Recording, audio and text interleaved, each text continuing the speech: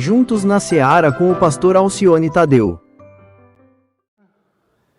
Uma semana muito feliz. Em nenhum momento dessa semana, ou desse mês de julho, nesse primeiro semestre do ano, você não teve nenhum momento de desânimo na sua vida. É só alegria. O dinheiro está entrando toda sexta-feira. Você está fazendo poupança. Você está animado, mas muito animado. Você levantou hoje com alegria, com vontade de vir à igreja. Você está animadíssimo, você está muito, muito animado, cheio de ânimo. Não é com você que eu quero falar agora.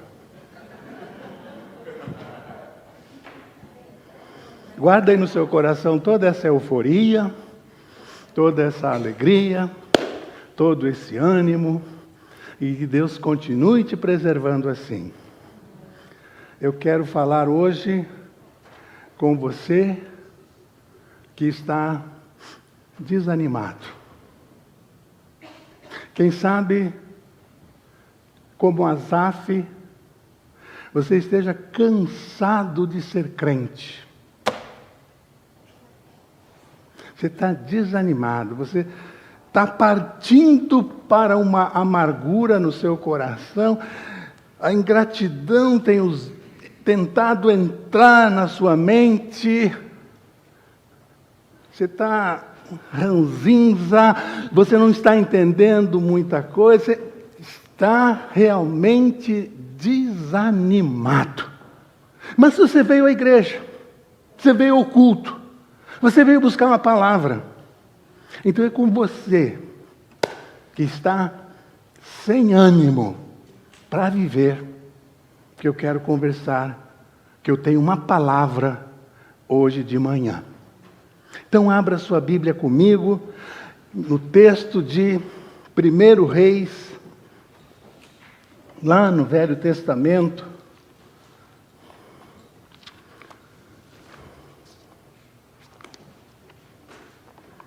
Primeiro livro de Reis, capítulo 19.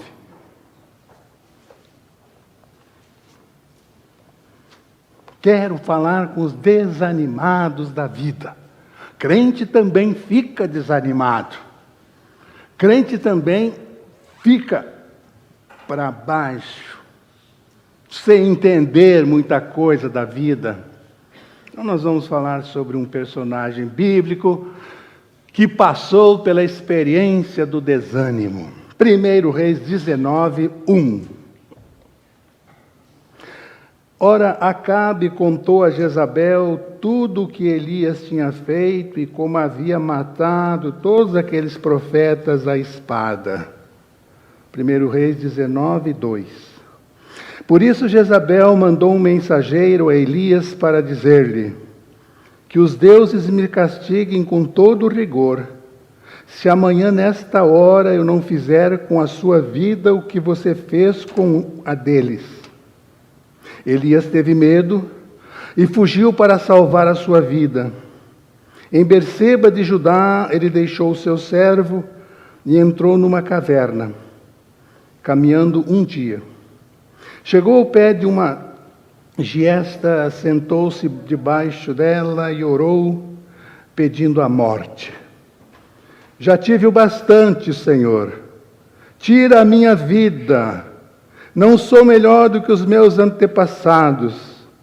Depois se deitou debaixo da árvore e dormiu. De repente um anjo tocou nele e disse: levante-se e coma. Elias olhou ao redor e ali, junto à sua cabeça, havia um pão assado sobre as brasas quentes e um jarro de água. Ele comeu, bebeu e deitou-se de novo. O anjo do Senhor voltou, tocou nele e disse: levante-se, coma, pois a sua viagem será muito longa. Então ele se levantou, comeu e bebeu. Fortalecido com aquela comida, viajou 40 dias e 40 noites, até chegar a Horebe, o monte de Deus. Ali, entrou numa caverna e passou a noite. Conta uma lenda que Satanás resolveu fazer um bazar. Como é que fala em inglês? Garage? A pessoa que fala bem inglês aí nos ajude. Resolveu fazer uma garagem. Desocupar a garagem dele, né? O closet dele estava muito cheio. O basement dele estava muito cheio de coisas. Resolveu fazer uma limpeza. Botou tudo exposto. E as pessoas começaram a chegar para comprar o que estava lá no bazar de Satanás. Um senhor começou a mexer nas coisas e olhou lá. Tinha uma placa muito bonita, escrita desânimo. E virou-se para Satanás e falou: e essa placa aqui, moço, está por quanto? Eu quero encher interessante, bonita, muito bem feita, desânimo. Quanto está essa placa? Satanás: desculpe, botei errado aí, não está à venda. Não está à venda, essa placa não está à venda, porque eu uso ela todo dia. Eu levanto ela assim, na cara de muita gente todo dia. Ela é de uma eficácia muito grande. Eu coloco ela na frente de crente, eu coloco ela na frente de mendigo, eu boto ela na frente de empresário, eu boto ela na frente de mães, eu coloco e ela funciona muito bem. Eu não vendo essa placa por nada. Desculpe, senhor, desculpe. Eu tenho que guardá-la aqui porque ela é muito útil para mim. Desânimo. Desânimo. E eu quero falar de quando é que o desânimo chega na nossa vida. Ele chegou aqui no texto que lemos, na vida de Elias. E se Elias, o homem que orou, e não choveu 3 anos, não foram 3 dias, 3 anos ficou sem chuva por causa da oração de Elias. Um dia, Elias orou e voltou a chover.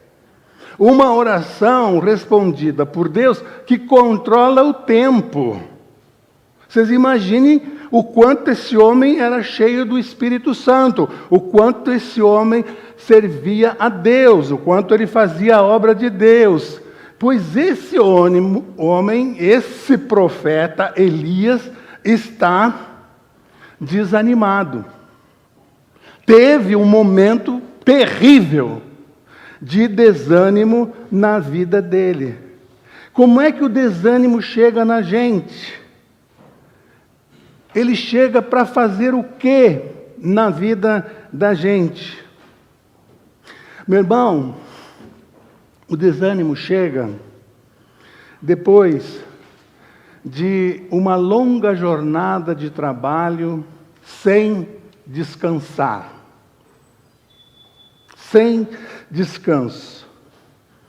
Versículo 46 do capítulo 18, que nós não lemos, capítulo anterior, diz que Elias correu 25 quilômetros. No 19:4 diz que ele caminhou um dia inteiro no deserto. Vamos conferindo aí. 18:46, 19:4. Corre, anda no deserto, sol quente, sem água. Uma jornada de trabalho, de caminhada, sem descanso. Meus irmãos, você precisa fazer reserva de saúde. Pastor, tem gente que fala com a boca cheia. Pastor, eu trabalho de domingo a domingo. Pastor, eu estou há 5 anos sem tirar férias. Legal. Todo o dinheiro que você está juntando, você vai gastar daqui a pouco com remédio. Lamento te indicar, te falar isso, te informar isso. Você vai gastar com remédio. E nós criticamos quem usa drogas. Nós criticamos quem usa álcool.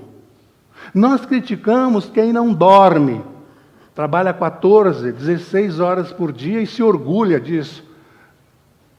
Nós criticamos essas pessoas. Elas estão descuidando da sua saúde. Nós fazemos o mesmo quando não cuidamos da mordomia do nosso corpo. 8 horas para dormir, meu irmão, já cansei de falar isso aqui. 8 horas para trabalhar e 8 horas para lazer, para ler, para preparar uma comida, para receber os amigos. 8 horas. Não dá 24 horas? 8 para dormir, 8 para trabalhar, é o que a saúde indica, e 8 horas sobram para a gente ainda investir em nós. Mordomia do nosso corpo. Deus habita em nós. Como é que nós estamos cuidando desse templo? Quem esteve aqui quarta-feira lembra. Nós somos templo, que a irmã Edmeia falou, do Espírito Santo.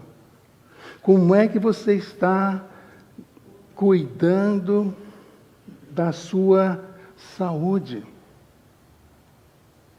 Na minha opinião, você pode até discordar, tranquilo, não estou aqui para impor nada a ninguém. Irmãos, na minha visão de vida, depois da minha salvação em Cristo Jesus, o maior bem que Deus me deu é a minha saúde. Como é que eu estou cuidando da minha saúde? Faz 4 anos que eu não vou em médico.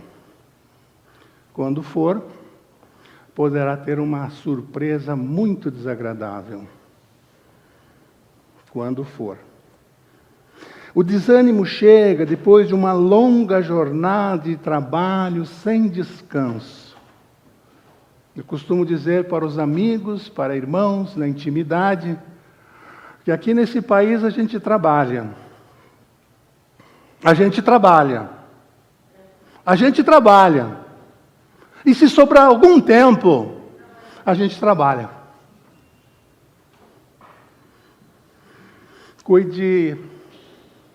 Quem sabe um assunto que você tem que conversar em casa. Nesse feriado, pastor, trabalhei das 6 da manhã às 9 da noite. Fiz um bom dinheiro. Legal. É fazendo isso em todos os feriados. Logo o desânimo vai pegar você ali na esquina. O desânimo chega na nossa vida, irmãos, quando as aflições se multiplicam. Olha o que diz o verso 1 e 2, vou repetir, de 1 Reis 19. Ora, Acabe contou a Jezabel, o rei Acabe contou para a esposa Jezabel, tudo o que Elias tinha feito e como havia matado. Quem mandava lá na casa de Acabe, do rei Acabe, quem mandava lá era a esposa, era a mulher. Como diz o americano, aprendi essa aqui, gostei demais. Aprendi quando cheguei aqui nos Estados Unidos, não conhecia. Quem usava as calças lá era Jezabel. Né? Então, tudo que Elias tinha feito e como havia matado todos aqueles profetas à espada. Por isso Jezabel mandou uma mensagem para Elias dizendo: que os deuses me castiguem com todo rigor, se amanhã, nesta hora, eu não fizer com a sua vida o que você fez com a deles. Matou os meus profetas, eu vou te pegar. Ameaçado de morte, Elias foge. A aflição tomou conta do coração de Elias, exatamente como diz Pedro.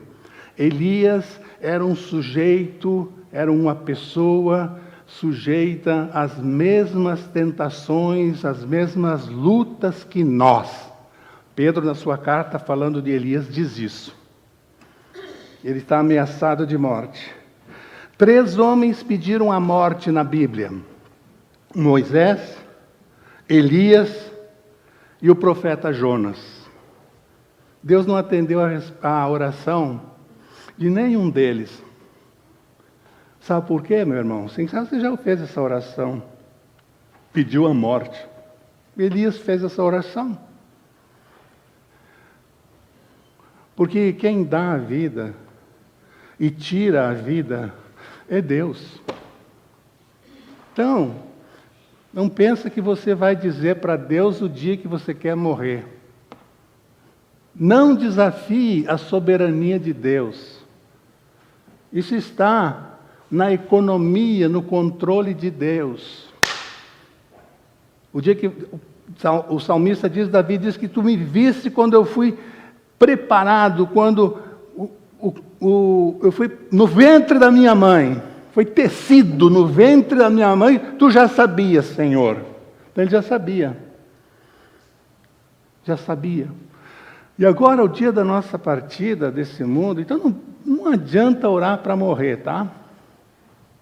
Não, geralmente o nosso relógio não bate com o relógio de Deus.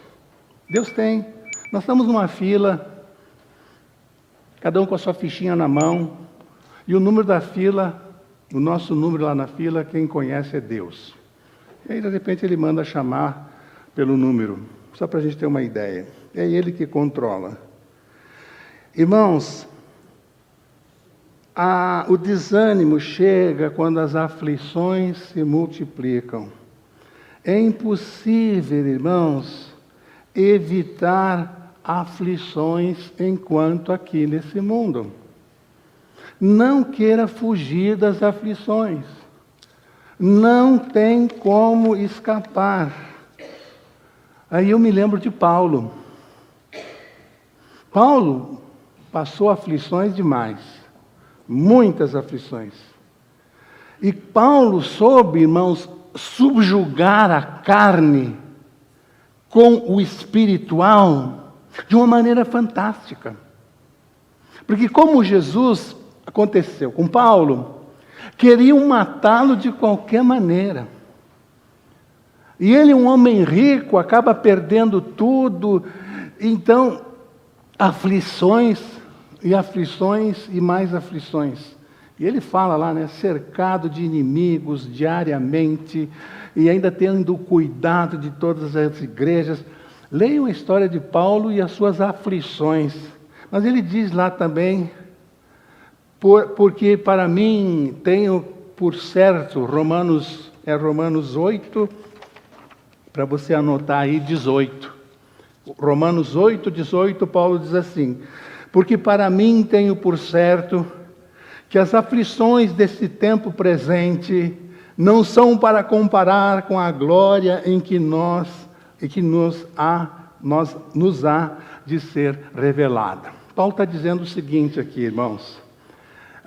Essa vida que a gente leva aqui não dá para comparar com a nossa vida na eternidade. Não dá. Em outra ocasião, Paulo disse, porque para mim, o viver é Cristo, e o morrer é lucro, porque eu vou para um lugar melhor que esse aqui. Não tem como evitar aflições. Se você não souber administrar as aflições, você vai cair em desânimo. Eu gosto muito daquele texto que Pedro anda sobre as águas. Se és tu, Senhor, manda ir ter contigo. Pode vir, Pedro. E Pedro vai. E diz que as ondas eram altas ao redor dele. E ele olhando para Jesus, andando sobre as águas. E daqui a pouco ele começa a afundar. E grita, Senhor, salva-me. Jesus estende a mão e segura Pedro, que andava sobre as águas. Meu irmão, quando Pedro começou a olhar para aquelas ondas, quando ele começou a sentir aquele vento forte, e estava tudo escuro, era noite, as circunstâncias levaram Pedro a perder de vista Jesus. Ele parou de olhar para Jesus e começou a olhar ao redor. Como é que você lida com as aflições sendo um crente em Jesus? É diferente das pessoas lá fora? Ou você lida com as aflições da mesma maneira das pessoas que não têm o Deus que nós temos? O desânimo chega, minha irmã, meu jovem, quando eu busco a simpatia dos outros, a autopiedade. Ai, ninguém me ama, ninguém gosta de mim, ninguém me dá atenção. Olha o que Elias fala, capítulo 19, versículo 10. O que ele diz no versículo 10, ali embaixo, né? Virando a página, não li, mas leiam comigo, 19, 10, um pouquinho embaixo. E Elias respondeu: tenho sido muito zeloso pelo Senhor, o Deus dos exércitos. Eu tenho feito tanto para Deus, eu tenho trabalhado tanto para sustentar a minha família, e ninguém reconhece, ninguém me dá uma palavra. Olha o verso 14, 10, agora vê o 14, 19 e 14. Ele respondeu: tenho sido muito zeloso pelo Senhor. Eu tenho trabalhado tanto para Deus, eu tenho trabalhado tanto para sustentar a minha família, e ninguém reconhece isso. Autopiedade. Ninguém me ama, ninguém me quer bem. Ah, aquela mulher ali está falando mal de mim. Aquela irmã ali está olhando atravessado para mim. Por favor, olhem para mim. Para com isso, meu irmão. Para com isso, irmã. Para. Jesus não buscou a admiração, não buscou o reconhecimento de ninguém. Tem até aquela brincadeira, né? Hoje no mundo tem 7 bilhões e 300 milhões de habitantes. Agora já deve ter mudado, né? Cada segundo esse número vai mudando. Mas vamos por aí, 7 bilhões de pessoas no mundo vivendo. Aí uma pessoa não gosta de você.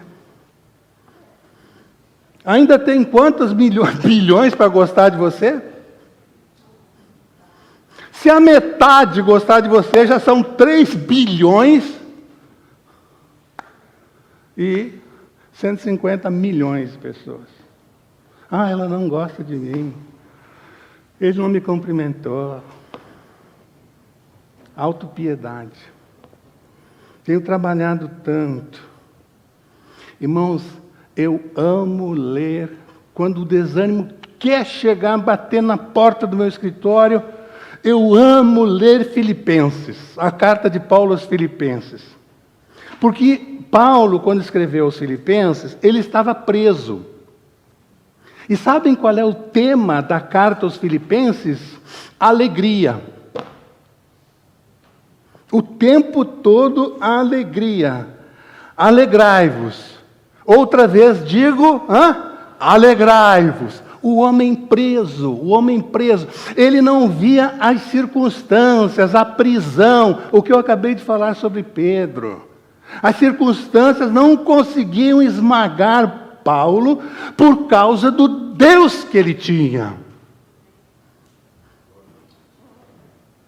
Alegrai-vos, irmãos. Vocês estão soltos aí. Eu estou preso por causa do nome de Jesus. Eu não roubei, não matei, estou preso. Alegrai-vos. Outra vez digo, alegrai-vos.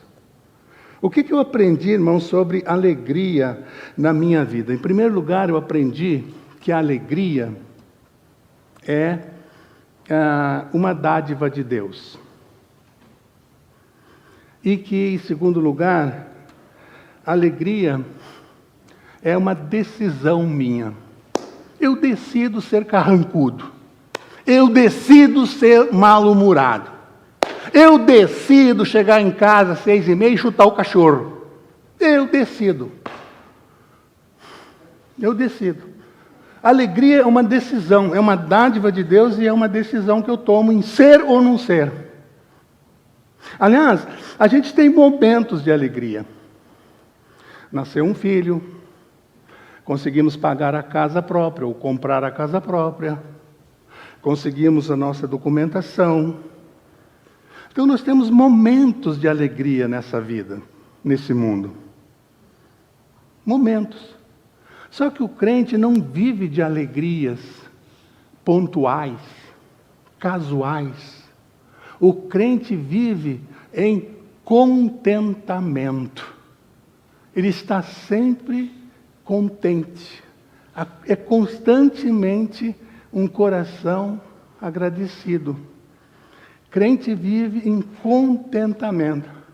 E aí Paulo vai dizer, eu sei estar com fartura, a ter abundância, como passar necessidades. Não vou dar um endereço. Hoje à tarde você pesquisa onde está esse versículo. Em toda e qualquer situação, eu estou bem, eu estou contente. Porque, irmãos, 99% da minha vida, não sei a sua, vamos botar aí 95%, da nossa vida, é rotina.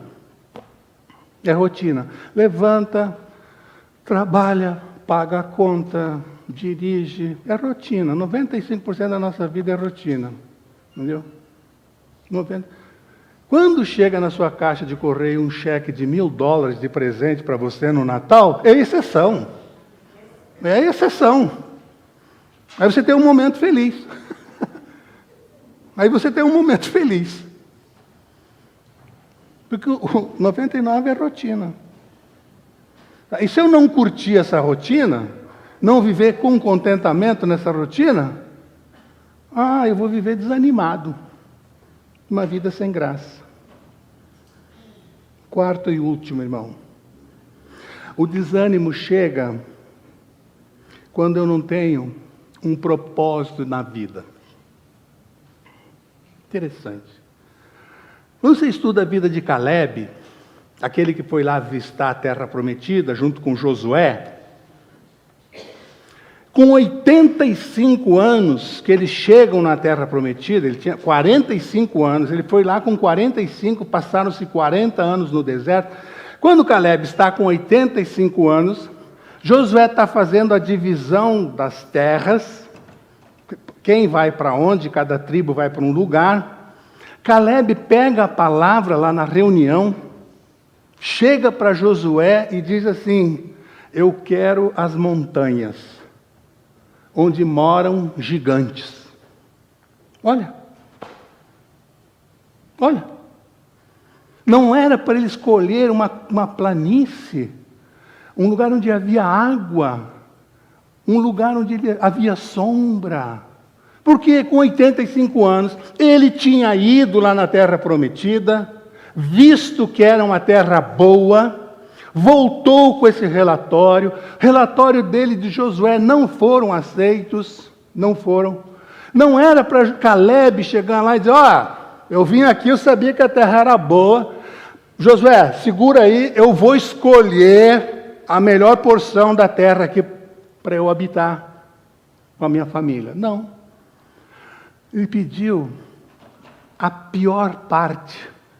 Quando ele diz que subia a montanha, era uma montanha de pedras, árida, ruim para plantação, e lá em cima moravam gigantes. Aquela turba que um deles, Davi, matou. Golias é daquele tipo, gigantes na terra, haviam gigantes na terra. Josué, eu quero a montanha. O que eu quero dizer com isso, irmãos? 45 anos, Caleb teve um propósito de vida. Eu vou entrar na terra prometida. E isso animava Caleb. Tomou esse propósito. Você tem propósito para a sua vida? Que idade você tem? Tem algum propósito na sua vida? Eu gosto muito também de Jacó. Caleb fez um propósito material. Nós fazemos também. Chegar na terra, ter uma porção de terra lá. Jacó fez um propósito espiritual. Quando ele fugiu da casa dos pais, porque Esaú ia matá-lo, à noite, cansado, ele parou para dormir, botou uma pedra como travesseiro, está lá o texto, vocês conhecem, Gênesis, e aí ele teve um sonho e viu que tudo pertencia a Deus, que Deus era dono de todas as coisas, que Deus o havia abençoado, que Deus queria abençoá-lo mais e mais. Ele ficou na presença de Deus e tomou um propósito. Senhor, de tudo que me deres. Ele não tinha nada ainda. Lá na sociedade com o seu sogro, que ele ficou rico. Aí ele volta para a terra dele. Ele não tinha nada ainda, ele está fugindo. Ele é fugitivo. Senhor, de tudo que me deres, eu vou te dar o dízimo. Ele não tinha dinheiro. Ele não tinha bens. Ah, esse negócio de dízimo é para rico, esse negócio de dízimo é para quem tem condições. Eu ganho muito pouco, não vou... Jacó não tinha nada. Ele tomou um propósito espiritual. Então nós temos propósitos na área material, propósitos na área espiritual. Irmãos, o propósito, ele vai além do objetivo. Objetivo é uma coisa. No objetivo, você pergunta: o que eu quero? No objetivo, você faz essa pergunta: o que eu quero? 500 cabeças de gado na minha fazenda no Brasil. Isso é objetivo. O que? Você responde o que eu quero. Propósito, você responde a seguinte pergunta: para que eu quero 500 cabeças de gado na fazenda no Brasil daqui a 20 anos? Para quê? Se trabalhar do jeito que se trabalha para montar uma fazenda com tantas cabeças de gado no Brasil, provavelmente você está preparando uma fazenda para os seus netos e bisnetos, que você não vai curtir nada. Continua trabalhando desse jeito, você vai conseguir. O objetivo é fácil de alcançar. Junta o casal e diz: bem, o nosso objetivo esse ano é juntar $65 mil. É tranquilo. Vocês juntam. Trabalhando do jeito que vocês trabalham, vocês vão juntar $65 mil. Agora, a grande questão na vida do crente é a seguinte: para quê? Propósito. Para quê? Então, o objetivo é muito fácil de alcançar. A questão toda é o para quê? Por que eu quero isso? No que vai dar? Com que objetivo? Então esse é o nosso problema, irmãos. Nós somos cheios de objetivos, e alcançamos esses objetivos, mas nós não temos propósito. E quando a gente alcança o objetivo, a gente fica que nem cachorro correndo na roda do carro. Já viram um cachorro correndo atrás do carro? Na roda do carro? Quem é da roça, quem é do interior já viu, né? O carro passa, o cachorro faz o quê? Sai correndo atrás do carro. O negócio é aquilo, né? Daqui a pouco o carro para, o cachorro fica, né? Aí volta a procurar outro carro para correr atrás. Ou um motoqueiro, né? Quem não tem propósito, é assim. Corre atrás, daqui a pouco teve o objetivo, parar o carro, morder o pneu do carro, sei lá. Tinha objetivo, mas não tinha propósito. Você precisa ter um propósito de vida. Não somente objetivos. De repente, se você é casado, você tem que sentar, vocês dois aí tem que botar no papel. Tá, nós vamos conseguir, mas com que propósito? Né? Para que nós queremos isso? E é interessante, irmãos, aprendi na vida. Propósito material, a gente faz muito mais fácil. Lembra que o propósito de Caleb era chegar na terra prometida? Chegou lá. Propósito material é muito fácil de alcançar. Por exemplo, imigrar. Vamos imigrar, é um propósito. E um dia a gente imigra. E aí vem a pergunta, para quê? Casa própria, um objetivo, um propósito material. E a gente consegue a casa própria. Eu vou juntar dinheiro para a faculdade dos meus filhos. É um propósito bonito. É fácil de alcançar esses propósitos. Você tem um objetivo e lá na frente você tem esses propósitos. É tranquilo de alcançar propósitos materiais. A grande questão que eu queria convidar os irmãos hoje de manhã para refletirem é sobre propósitos espirituais. Em Lucas capítulo 2, nós temos a história de uma idosa de 84 anos, aliás, chamada Ana. Ela ficou casada só 7 anos. Lucas conta a história dela. E ficou viúva. Aí perdeu todo o propósito de vida? Não. Ficou viúva. Aí o texto bíblico diz que ela ia para o templo orar e jejuar dia e noite. Propósito espiritual. Orar e jejuar dia e noite. Se dedicou a isso. Esse era o propósito dela. Além do objetivo, era um propósito. Ela fazia isso. Então, irmãos, propósitos espirituais é na área espiritual, do reino de Deus. Eu vou tomar o propósito esse ano de ganhar uma pessoa para Jesus. Livrar ela do inferno. Propósito espiritual. Eu vou ler toda a Bíblia a partir de hoje. Eu não vou esperar a noite do dia 31 de dezembro para fazer esse propósito. Vou começar hoje. Eu vou adotar um missionário e vou orar por ele todos os dias. E uma vez por mês eu vou mandar uma oferta para ele. $50, $30. Propósitos espirituais. O crente faz isso. Eu vou visitar um asilo mensalmente. Vou lá, não vou visitar todos os quartos. Vou visitar 2, 3 idosos, vou ler um texto bíblico com ele, vou orar com ele, vou voltar lá no mês que vem, perguntar por ele, ver se ele aceita Jesus como Salvador, visitar um asilo, uma vez por mês. Eu não vou lá só no Natal, levar um presentinho para ele. Propósito espiritual, querendo ganhar aquele idoso para Jesus. Eu vou visitar, mensalmente, vou visitar um orfanato. Eu não vou lá só no dia da criança, levar um saco de brinquedo para elas, uma vez por ano. Eu vou lá uma vez por mês, pedir licença lá para a diretora, vou reunir 5, 10 crianças, ou todas as crianças, vou contar uma história bíblica e vou orar por eles meia hora. Quero vê-los salvos. Propósito espiritual. Está dentro do reino de Deus.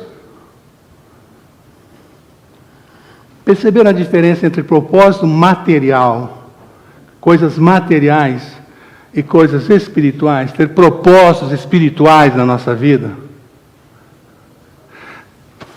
Quem é o nosso maior exemplo em ter propósitos espirituais? Quem é o nosso maior exemplo? Jesus. Jesus. Diz o texto bíblico que ele chegou lá no poço de Sicar, e está descansando, e os discípulos foram na cidade comprar comida. Quando os discípulos voltam, ele está conversando com a mulher samaritana. Aí eles ficam assim, conversando com a mulher, e ainda samaritana, e daqui a pouco eles interferem na conversa e dizem assim: mestre, come, trouxemos lanche, compramos alguma coisa, come. O meu propósito é implantar o reino de Deus na terra. Nosso modelo. Falar de Jesus para aquela mulher, ganhar aquela mulher, era mais importante do que a comida, o lanche que os discípulos haviam trazido. Propósito. Para essa hora eu vim. Quando quiseram afastá-lo da cruz, Pedro disse, não vai acontecer nada contigo, Senhor. Se acontecer, não, isso aí nada, você não vai morrer não, Senhor. Ele vira para Pedro e diz, para essa hora eu vim. Propósito espiritual. É o nosso modelo. E às vezes a gente tem propósitos na área material. Traçamos objetivos, alcançamos propósitos, tranquilo. Mas na nossa vida espiritual, quais são os seus propósitos? Onde é que você quer? Para que você vai visitar o asilo? Para que você vai ler a Bíblia o ano todo? Para quê? Para a sua edificação, para o seu conhecimento. Para que você vai jejuar uma vez por semana? Propósitos espirituais. O desânimo chega quando a gente não tem um propósito para viver, ou na vida. E quando você vence aquele propósito, você cria outro propósito. Jesus viveu, ele tinha isso muito claro, que o propósito dele era para servir. Eu vim, o que, irmãos? Para servir e não ser servido. E ele vai se dando, ao ponto de dar a vida. Não foge, não escapa do propósito. Para essa hora eu vim. 19:9 é muito engraçado, os irmãos não acham o verso do 9? Do capítulo 19, que ele corre, comeu, versículo 19, fortalecido com aquela comida, viajou 40 dias e 40 noites até chegar em Horebe, subiu um monte, imagina, correndo, o monte de Deus. Ali entrou numa caverna. Você está dentro de alguma caverna? Tentando fugir de Deus? Jonas entrou num navio, tentando fugir de Deus. Você está dentro de alguma caverna, o desânimo tomou você, está controlando a sua vida, ao ponto de você ter entrado numa caverna. Você sabe esse cara, a caverna onde você entrou. Você é um crente em Jesus, Deus tem um plano para a sua vida. Uma hora Deus vai entrar nessa caverna e vai tirar você de lá com um chinelo. E a gente fazia, né? Pega pelo braço, com o chinelo. Você vai fazer. E a gente ia fazer. E aí, se não fizesse, apanhava mais. Vai entrar lá com o chinelo, vai te tirar da caverna. Tentando fugir. Sai da caverna, meu irmão. Desânimo, caverna do desânimo, não é lugar para crente. Por que não é? Porque você canta na igreja, porque vivo está o amanhã enfrento. A gente tem que parar de mentir, irmãos, nos nossos louvores, tá? Fica quieto. Se você não, né? Tudo entregarei. Não entrega nada. Tudo entregarei. Saiu ali fora, não entregou o dízimo. Está mentindo no seu louvor. Fica quieto. Porque vivo está o amanhã enfrento. Aí sai no domingo, estou desanimado. Mas que enfrentamento é esse, meu irmão? Sai da caverna, pratica a palavra, entenda o tamanho do Deus que você tem. Terminando, o que é desânimo? Desânimo é desalento, abatimento, falta de ânimo. Isso que é desânimo. Então nós vamos ler o que Jesus deixou para nós quando a gente enfrentasse esse problema. Em João, Jesus já sabia que a gente ia passar por desânimos, então ele deixou com a gente uma orientação. João 16, no versículo de número 33, de João 16. Grifa aí, pinta aí, põe a caneta aí nesse texto. A gente precisa ler esse texto quando o desânimo bater na nossa porta. Tá bem? João 16, 33. Eu lhes disse essas palavras para que em mim vocês tenham paz. Neste mundo vocês terão, contudo, tenham o quê?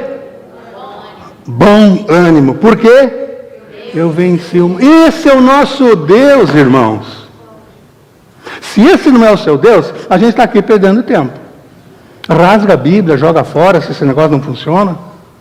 Esse é o nosso Deus e precisamos experimentar esse Deus no nosso dia a dia, para a vida cristã ter graça e a gente não deixar que Satanás nos desanime. 1 Samuel 30, versículo 6, a gente tem uma história muito interessante sobre desânimo. Os inimigos amalequitas tinham dado contra a cidade de Ziclag e tinham destruído a cidade de Ziclag. 1 Samuel 30. E Davi, comandante, deu aquela mancada, cometeu aquele erro. A cidade foi arrasada pelos amalequitas. Davi senta e começa a chorar. Imagina, e os soldados a chorarem com ele. Começa a chorar. E ele fica com muito medo, porque os soldados falavam em apedrejá-lo. E aí o texto bíblico diz que Davi ora, e o texto diz aí então que apedrejar é pena de morte no Velho Testamento, para quem não sabe, né? Matá-lo, apedrejamento. Diz o texto assim: Davi, porém, fortaleceu-se no Senhor seu Deus. As circunstâncias não o desanimaram. Os próprios soldados queriam matá-lo. Todavia, Davi fortaleceu-se no Senhor seu Deus. Por isso que ele era o homem segundo o coração de Deus. O que ele fazia? Fez um monte de erro, que nem a gente. Cometeu um monte de erro. Mas na hora das situações difíceis, das circunstâncias difíceis, olha o que ele faz. Para cima. Busca Deus, fortaleceu-se no Senhor. Em 2 Samuel 23, acontece a batalha de Pas-damim. Acho que vocês nunca ouviram falar dessa batalha. Batalha de Pas-damim. E o exército de Davi está nessa batalha. E são o menor número. Estão com dificuldades. Então eles recuam. Voltam, desanimam. Não dá para enfrentar, nós somos poucos. Mas aí aparece um soldado chamado Eleazar. Então os israelitas recuam, tentam fugir. Eleazar fica sozinho, manteve a posição dele. E o texto no verso 8 diz um negócio muito interessante. 2 Samuel 23, 8. E Eleazar feriu os filisteus até a sua mão ficar dormente e grudar na espada.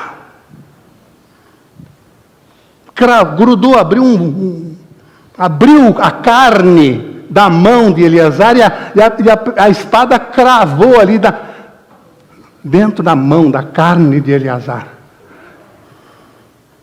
Esse é exemplo de ter bom ânimo, de enfrentar, de enfrentamento. Repito, irmão, não deixe as circunstâncias esmagarem você. Eleazar não deixou. Eu vou encarar esses caras. Eu vou para cima deles. Até a sua mão ficar dormente e grudar na espada. Tende bom ânimo, disposição de espírito, alento, coragem. Sempre lembrando Mateus 28. Eu estou indo. Deixo-vos convosco a minha paz. Ide. Foram as palavras de Jesus. Continuem a obra que eu fiz.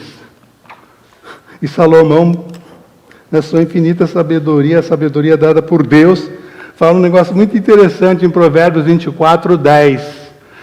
Para quem está desanimado, aí o desânimo está batendo na sua porta, Salomão diz assim hoje de manhã: se te mostrares frouxo no dia da angústia, tua força será pequena. Interessante. O caso de Eleazar, ele se mostrou frouxo. Por quê, irmãos? A gente não pode esquecer do tamanho do Deus que a gente tem. E ele avisou: no mundo tereis aflições, mas tente que nem eu. Eu venci o mundo. Vamos em frente. Dá para viver debaixo da minha graça. Dá para alcançar vitórias. Não só na área material aqui nesse país, nós como imigrantes. Não. Também na área espiritual. Termino só com uma frase, irmão.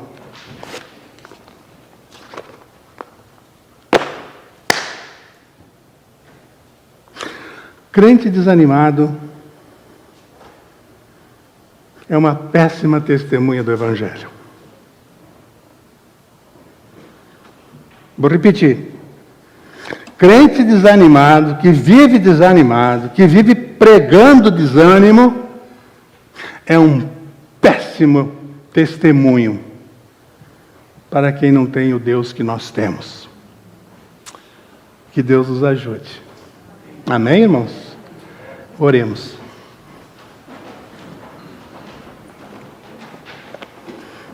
Nosso Deus, a gente não quer, Pai, dar um testemunho ruim, mal para os nossos amigos, para os nossos parentes. A gente quer romper em fé. A gente quer andar sobre as águas. Porque Tu és poderoso. Jesus não morreu apenas. Jesus ressuscitou. E não existe poder maior que esse, Pai. Ajuda a gente a se apossar disso e viver isso, Pai.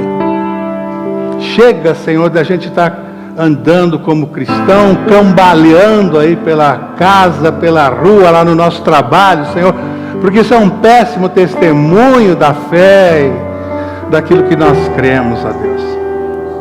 Renova o nosso ânimo, Pai. E isso, Pai, é uma obra do Espírito Santo na nossa vida. E nós hoje aqui juntos como igreja abrimos nossa vida, abrimos nosso coração para que o Espírito Santo faça essa obra maravilhosa. A gente quer andar em contentamento, apesar, ó Deus, das lutas. E, ó Deus, essa nossa atitude há de ser testemunho para os que nos cercam. Tira da nossa boca toda palavra negativa. Tira da nossa mente tudo o que é negativo. Porque, Senhor, a Tua palavra diz que nós temos a mente de Cristo. Que coisa maravilhosa, Pai. Então, quando o desânimo se aproximar, quando a gente tiver qualquer ataque de Satanás tentando nos desanimar, que isso é fruto do pecado, a gente possa se lembrar das Tuas palavras. Tereis aflições, mas tem de bom ânimo. Resista. Resista. Todavia, Davi se esforçou no Senhor, seu Deus. Não na carne dele, no braço dele, nas estratégias dele, no Senhor, seu Deus. E foi atrás do inimigo e derrotou o inimigo. Ó Senhor, como essas palavras nos inspiram. Porque o nosso Deus, Tu és o Deus de Davi, é o nosso Deus. Dá-nos uma semana de vitórias. Que as nossas vitórias sejam um testemunho fiel para as pessoas. Que a gente viva em contentamento. Que a gente possa fazer como os filipenses. Eles estavam muito desanimados e Paulo, lá da prisão, diz para eles: alegrai-vos, Outra vez digo, alegrai-vos. Que a gente possa experimentar essa palavra na nossa vida, Senhor. Aí a nossa vida cristã vai ter mais sentido. Seremos pessoas mais espirituais. E nós queremos isso, Pai. Mas só com a Tua ajuda. Por nós mesmos não conseguimos. Nós falamos contigo em o nome de Jesus. Amém e amém.